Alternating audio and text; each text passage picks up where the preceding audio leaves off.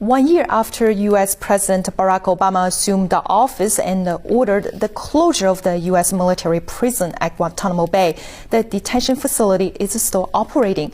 On the date it was supposed to have been closed, there were no immediate plans to shut it down.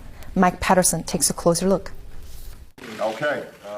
On his second full day in office, President Obama signed an executive order mandating the Guantanamo Bay prison in Cuba be shut down within 1 year.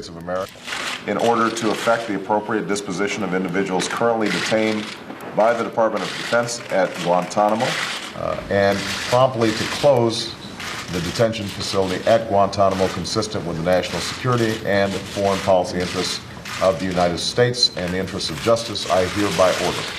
And we then provide the process whereby Guantanamo will be closed no later than 1 year from now.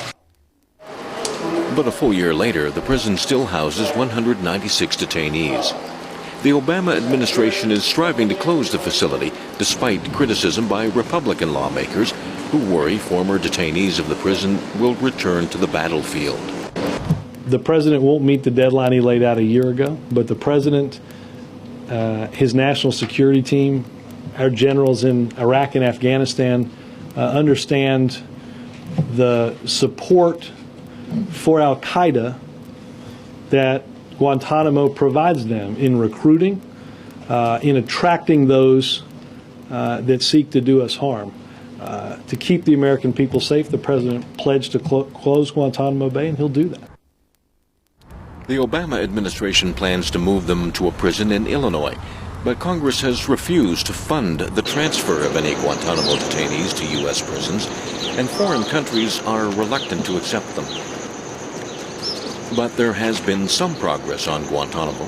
On Friday, 2 Obama administration officials disclosed that at least 80 Guantanamo detainees would be brought to the U.S. to face trial, military commissions, or continued imprisonment without charge under recommendations from a presidential task force. Mike Patterson, CCTV.